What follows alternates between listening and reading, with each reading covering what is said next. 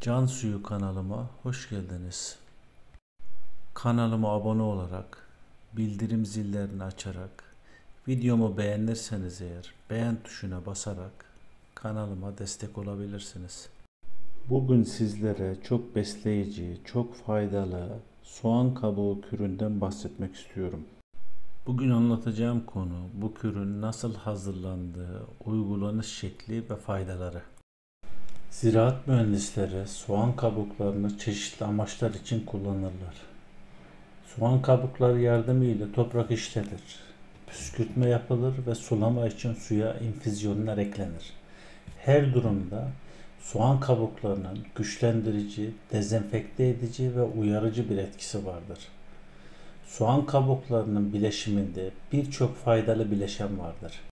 Bunlardan bazıları şunlardır: Kuarsetin ve rutin, DNA değişiklikleri ve hücre ölümü gibi serbest radikallerin olumsuz etkilerine karşı orkidelerimizi ve diğer bitkilerimizi korur. Fitokidler, bu antioksidan bir maddedir. PP vitamini, B1 vitamini, kanotinoidler, orkidelerimizin ve diğer bitkilerimizin bağışıklık sistemini güçlendirir. C vitamini, ayrıca ham maddeler, yararlı mineraller içerir. Potasyum, demir ve kalsiyum gibi birçok yararlı besin içerir. Şimdi gelelim nasıl hazırlandığına. Evlerimizdeki soğan kabuklarından bu şekilde bir kaba biriktirelim, bir kaba koyalım. Bir tane kavanoza ihtiyacımız var. Bu kavanozda 24 saat veya da 12 saat de yeterli. 12 saat soğan kabuklarımızı suyun içerisinde bekleteceğiz. Bu şekilde birazcık da suya ihtiyacımız var. Soğan kabuklarımızı kavanozumuz içerisine boşaltıp üzerine suyu ilave ettikten sonra 24 saat bekleteceğiz. Soğan kabukları bitkiler ve toprak için faydaları nelerdir? Toprağın bileşimini iyileştirir. Zararları korkutmak veyahut da yok etmek için kullanılır. Bitki köklerini güçlendirir ve gelişimini hızlandırır. Sahada doğal gübre olarak kullanılır. Toprağı vitamin ve mikroelementlerle doyurmak, mikroelementlerle güçlendirmek için kullanılır. Mantar hastalıklarına ve böceklere karşı korumak için de kullanılır. Mesela böceği ve yaprak bitlerine karşı çok etkilidir. Bu besini orkide veya da diğer bitkilerimizin yapraklarının üzerine püskürterek veyahut da sulama için suya infüzyon eklenerek uygulanabilir. Ev bitkileri genellikle sıkışık saksılarda besin eksikliğinden muzdariptir. Doğal solüsyonlarla gübreleme, onlara yaprak ve kök yoluyla vitamin ve mineral sağlar. Bitkinin bağışıklığını güçlendirir. Görüyorsunuz 24 saat beklettim ve bütün içerisindeki mineralleri suyun içerisine verdi. Bütün besinleri suyun içerisine verdi. Bunu bir süzgeç vasıtasıyla süzüp kullanmakta fayda var. Çünkü içerisindeki tortular bitkilerimize yapışmasın. Çünkü bunu yapraklara da uygulayacağımız için bu şekilde süzmemizde fayda var. Sonra bunu incelteceğiz. Üzerine biraz su ilave edeceğim. Artı bardak normal suya, yani 1,5 litre normal suya 1 bardak, 1 su bardağı ilave ederek bunu incelteceğim. Soğan kabuklarının üzerindeki infüzyonlar iç mekan bitkilerinin, yani bizim orkidelerimizin ve diğer bitkilerimizin kök gübrelenmesi için çok uygundur ve doğal bir besindir. Doğru dozajlarda uygularsanız hiçbir zarar vermez, ama doğru dozajla uygulanmazsa, yani doğru dozaj nedir? En fazla 3 hafta bunu uygulamak lazım. Yılda en fazla 5 kez, en az da bir kez uygulamak lazım. İnceltmeden verdiğimiz zaman yine bitkilerimize çok ciddi manada zarar verebilir.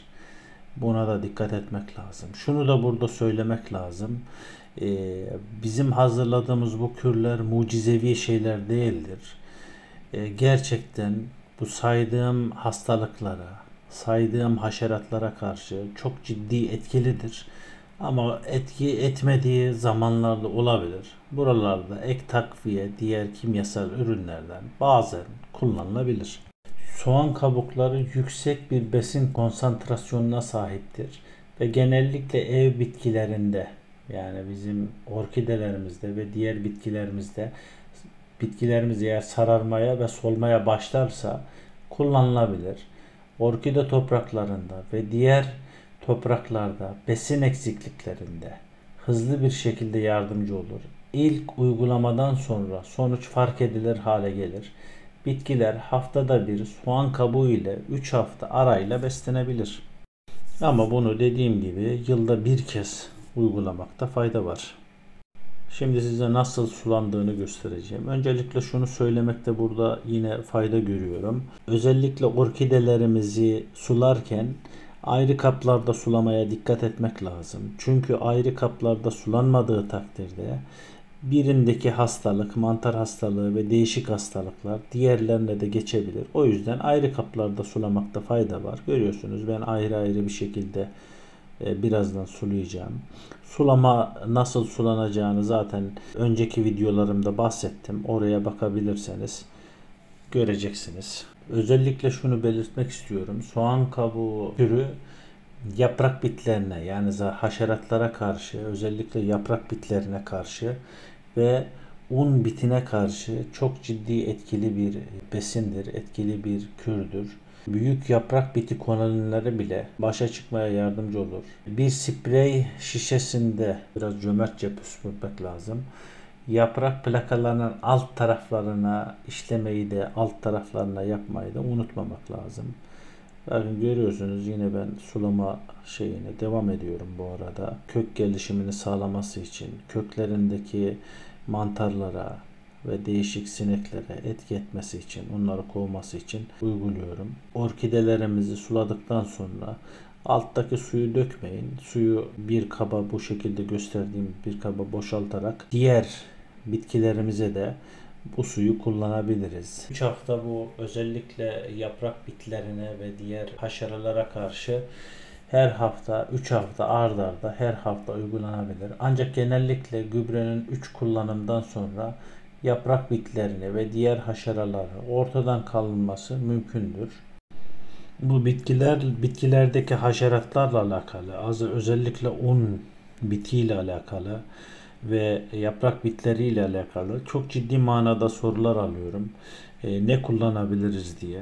Tabii kimyasallar da kullanılabilir ama dediğimiz gibi bu soğan kabuğu kürü haşeralara karşı çok etkili bir çözümdür. İçindeki maddeler vasıtasıyla çok etkili bir çözümdür. Yapraktan uygulama iki şekilde yapabiliriz.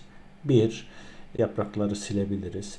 Yaprak mantarlarına iyi gelecektir. Yapraktaki diğer haşeraları uzaklaştıracaktır. Özellikle küçük sineklerin uzaklaşmasına yardımcı olacaktır. Un bitinin yok edilmesine çok ciddi manada yardımcı olacaktır.